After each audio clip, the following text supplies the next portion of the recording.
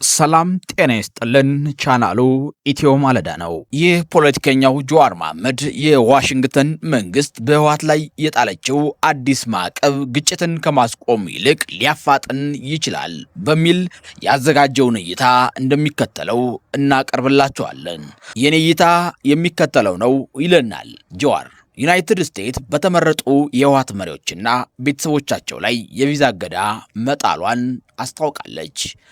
ይህም ህወሓት ከፌዴራል መንግስት ጋር ወደ ሌላ ጦርነት እንዳይገባ ያስቆማል በሚል ተስፋ ነው። ታዲያ ይህ ማዕቀብ የተፈለገውን ዓላማ ያሳካል? እኔ ግን እጠራጠራለሁ። እንዲያውም በተቃራኒው ውጥረቱን ሊያባብሰው ይችላል ብዬም እሰጋለሁ። በዚህ ውሳኔ ላይ ህወሓት ሁለት ምርጫዎች ብቻ ነው ያሉት፣ መዋጋት ወይም እጅ መስጠት። በውጫዊ መልኩ የፌዴራል መንግስት የበጀት ቅነሳ በማድረግና ወደ ትግራይ የሚገቡ መሰረታዊ ሸቀጣሸቀጦችና አገልግሎቶች ላይ ከባድ ገደቦችን በመጣል ማነቆውን ይበልጥ እያጠበቀው ይገኛል። በውስጣዊ መልኩ ደግሞ ፓርቲው በጥልቅ የውስጥ ክፍፍልና የህዝብ ብሶት እየታመሰ ነው። በእነዚህ ጉልመንታ ጫናዎች የተነሳ የህወሓት መሪዎች እጅ ከመስጠት ይልቅ ለፖለቲካዊ ህልውናቸው የተሻለ ድል ይሰጠናል የሚል መደማደሚያ ላይ የደረሱ ይመስላል። የእነሱ ስሌት ግልጽ ነው። አዲስ ጦርነት መጀመር የውስጥ ዲፕሎማሲን ሊመልስ፣ አንድነትን እንደገና ሊገነባና የተበሳጨውን ህዝብ ከማህበራዊና ኢኮኖሚያዊ ቅሬታዎች ይልቅ በጋራ መከላከል ዙሪያ ሊያሰባስብ ይችላል። የአሜሪካ የቪዛ እገዳ ሐሳባቸውን እንዲቀይሩ ያስገድዳቸዋል። የማይመስል ነገር ነው። እንዲያውም የዲፕሎማሲው መንገድ መዘጋቱን እንዲያምኑ ሊያደርጋቸው ይችላል። ይህም የጦር ሜዳውን ብቸኛ የቀረው አማራጭ አድርገው እንዲመለከቱት ያደርጋል። ማዕቀቡ ራሱ በአመዛኙ ስም ብቻ ነው።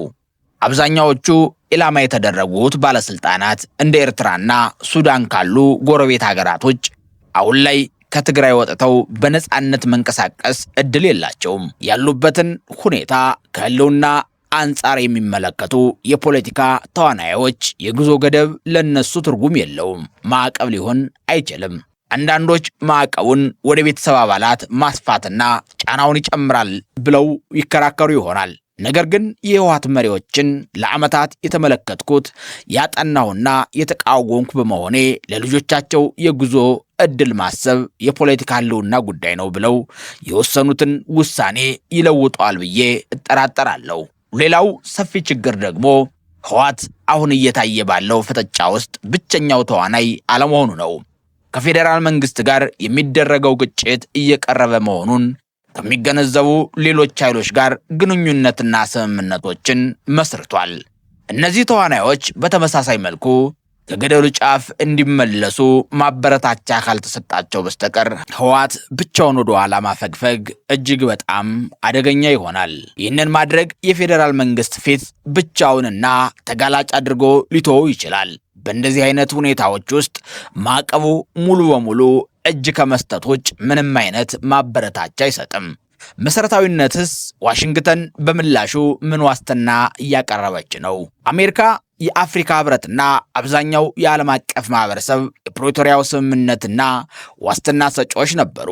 ሆኖም አለመግባባቶች ሲፈጠሩ ስምምነቱን ለማስፈጸም እጃቸውን አጣጥፈው ተቀምጠዋል። ታዲያ ህወሓት አሁን የዲፕሎማሲ ጥቅሙን ያስከብርልኛል ብሎ ለምን ያምናል?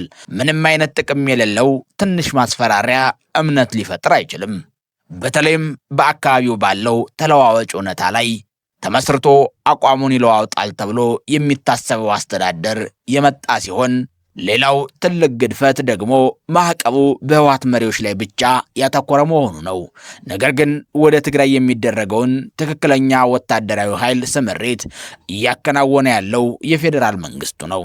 በተመሳሳይ ሁኔታ ባለፉት ጥቂት ቀናት ውስጥ ከከፍተኛ ወታደራዊ አዛዦችና ከፌዴራል ባለስልጣናት የሚሰሙት ተንኳሽ የዛቻ ንግግሮች እጅግ አሳሳቢ ናቸው። የእነሱ መግለጫዎችና የጦርነት ፉከራዎች የሚያሳዩት ዝግጁነትና ጦርነት የመክፈት ፍላጎት ቢያንስ ለአሁኑ ከህወሓት ወገን እኩል ወይም የላቀ መሆኑ ነው። ዓላማው በእውነት ግጭትን መከላከል ከሆነ ይህ ወገን ለምን ችላ ይባላል? የአንዱ ወገን ወታደራዊ ዝግጅትና ግጭት ማባባስ ምልክቶች ምርመራ ሳይደረግባቸው ጫናው በአንድ ወገን ላይ ብቻ ለምን ይደረጋል? በእነዚህ ምክንያቶች ማዕቀቡ ዋሽንግተን ካሰበችው በተቃራኒ ውጤት ሊያስገኝ ይችላል ብዬ እሰጋለሁ። የህወሓትን የዲፕሎማሲ ካርድ ማብቃቱን ለማሳመን ወደ ጦርነት የሚወስደውን መንገድ ያፋጥነዋል። በተመሳሳይ ሁኔታው የአብይ አህመድን መንግስት ደግሞ ይበልጥ ጦረኛ ሆኖ እንዲንቀሳቀስ ያበረታተዋል። በመጨረሻ እኔ በዚህ ጉዳይ የተሳሳትኩ እንደሆን በቅንነት እመኛለሁ። አንድ አስፈላጊ ጥያቄ ወደ አእምሮዬ ይመጣል። ለመሆኑ አብይ አህመድ ህወሓት ላይ በተጣለው ማዕቀብ ምትክ ለዶናልድ ትራምፕ ምን ቃል ገባለት ወይ ምን አቀረበለት? ትራምፕ ትላንት ከግብፅ ፕሬዝዳንት አብዱልፈታህ አልሲሲ ጋር ባደረጉት ስብሰባ ላይ የሰጡትን አስተያየት ከግምት ውስጥ በማስገባት ኢትዮጵያውያን የታላቁን የህዳሴ ግድብ ጉዳይ በንቃት ቢከታተሉት መልካም ይሆናል ይልና ፖለቲከኛው ጀዋር መሐመድ ጽሑፉን ይቃኛል። ይህ ማዕቀብ ከዚህ በፊት በብልጽግና አመራሮች በሰሜኑ ጦርነት ወቅት የጉዞ ክልከላን የጣለ ማዕቀብ በአሜሪካ መንግስት በኩል መውደቁ የሚታወስ ነው። ታዲያ ለዛ ጦርነት ያ ማዕቀብ ምን ፈየደ የሚለውንም ወደ ኋላ ዞር ብላችሁ ታስታውሱ ዘንድ ልነግራችሁ ወደድን። ለዛሬው በዚህ ቆየን። ቻናሉ ኢትዮ ማለዳ ነበር።